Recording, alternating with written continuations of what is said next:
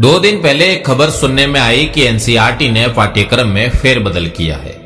UP सरकार ने भी इसे अपने यहां लागू किया। खबर इतनी सी थी, उसके लगे कुछ फूंदने, फिर कुछ घूकरे और अब तो लालर झालर न जाने कुछ का कुछ। सुनने में आ रहा है कि योगी सरकार अब नहीं पढ़ाएगी मुगल इतिहास।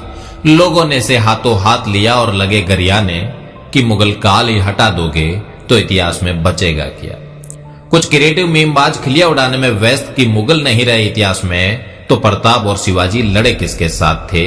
भाले और तलवारें, युद्ध और संधिया हवाबाजी मात्र थी। फिर तो बौद्धिक राष्ट्रवादी भी पीछे नहीं, कह रहे इतिहास बदलना उचित नहीं।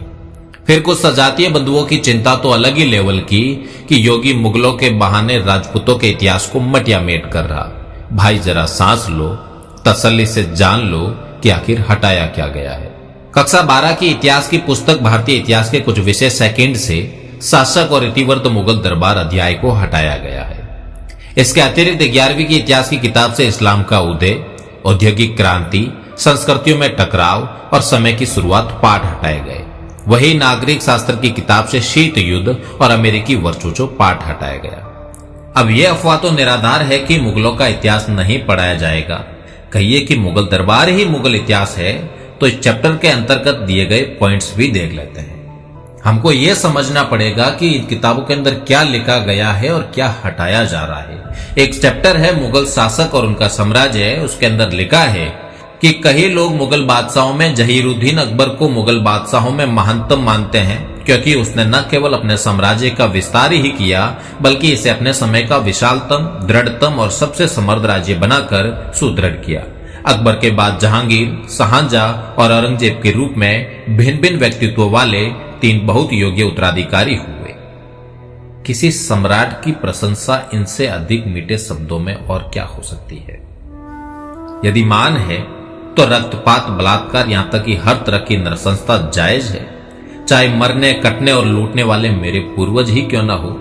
काफिरों के मुंडों की मीनार बनाकर गाजी की उपाधि धारण करना महानता का ही हिस्सा है। जलती स्त्रियां, कटते पुरुष और टूटते देव मंदिर आपको विचलित क्यों करते हैं। गर्व से स्वयं को तख्ते तैमूरिया की वारिस कहने वालों से तुमको क्या चाहिए। चित्तौड़, शाखा, जयमल, फत्ता और कल्ला को याद करके भावुक होने की जरूरत नहीं। प्रताप, चंद्रसेन और सुल्तान वे राष्ट्रद्रोही है जिन्होंने अकबर के राष्ट्रीय एकता के प्रयास को चुनौती देने का दुस्साहस किया। दृढ़तम मुगलिया राज काफिरों की सफाई बिना ही संभव है क्या। एक चैप्टर है इतिवृत्तों की रचना जिसके अंदर लिखा है कि लेखन का महत्व हिंदुओं को मुगलों ने समझाया। लिखित शब्द की उड़ान नामक से अबुल फजल की लंबी चौड़ी एक दार्शनिक व्याख्या है। हमें बताते थे सिर्फ और सिर्फ मुगल दरबारों के शाही अंदाज वाले बेशुमार चित्र, उनके विवाहों के शानो शौकत और खर्चों का ब्यौरा, शहजादियों की दानवर्ती और विधता, शाही हरम जहां पर हरम का मतलब है पवित्र स्थान। अब बताइए इस अध्याय के हटने से कौन सा मुगल इतिहास समाप्त हो गया। पाठ्यक्रम निर्माण और परिवर्तन एक सतत प्रक्रिया है। इसमें ऐसा क्या अमेठ था जो भूचाल आ गया। पाठ्यक्रम से हटाए गए अन्य अध्यायों के बजाय सिर्फ मुगल दरबार पर ही हंगामा क्यों। मुगल दरबार पढ़ाना जरूरी है तो बाकी हिंदू दरबार परिदृश्य से गायब क्यों जिन्होंने कई पीढ़ियों तक मुगलों की जाड़े किरकिरी रखी। कुशल शासन प्रबंधन पढ़ाना ही है तो राजपुताना का पढ़िए जहां के शासकों ने भीषण युद्धों में जनधन की अनवरत हानि सहते हुए भी साहित्य, कला और संस्कृति की न केवल रक्षा की अपितु चहुमुखी विकास भी किया। अपनी क्रूरता और जंगलीपन से मनुष्यता से कोसों दूर कौम महान कैसे हो सकती है।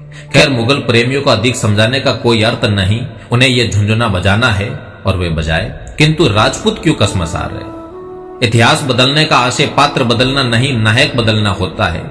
आज मुगलों के विजय अभियानों में कुंभा, सांगा और प्रताप का जिक्र आता है। होना यह चाहिए कि ऐसे महान शासकों के राजनीतिक, धार्मिक, सांस्कृतिक अवधान को पढ़ाया जाए और विदेशी आक्रांताओं का युद्ध भर के प्रसंगों में जिक्र आए क्योंकि राजपूतों ने खानाबदोश जाहिलों की तरह सिर्फ और सिर्फ युद्ध ही नहीं लड़े। जंगल और घास की रोटियों से मेवाड़ का वैभव अक्षुण नहीं रह पाता। क्यों प्रताप को हल्दी घाटी तक और राय सिंह, मान सिंह, जसवंत सिंह और जय सिंह आदि को मुगल मातताई तक सीमित रखकर आने वाली पीढ़ियों को कुंठित किया गया। मध्यकाल में देश में महान भारतीय शासक हुए जिनका गरिमामय जीवन और मरण भारतीय विद्यार्थी को गौरवान्वित अनुभूति दे सकता है। फिर दिल्ली और मुगल ही क्यों। जब औरंगजेब की दादागिरी पढ़ाते हो तब ये क्यों भूल जाते हो कि जसवंत सिंह, जय सिंह और राज सिंह कैसे उसे बिना नाथ वाले नारे को नाथ कर नाखुचने चबवाते हैं, कुफ्र का दरवाजा कोई यूं ही नहीं कहलाता। हाँ, इस बहाने यदि आप योगी को कोसना चाहे तो आपको कौन रोक सकता है? वो तो ठरके से कहता है, हाँ मैं क्षत्रिय हूं, क्षत्रिय होना अपराध थोड़ी है, मुझे अपने जाति पर अभिमान है।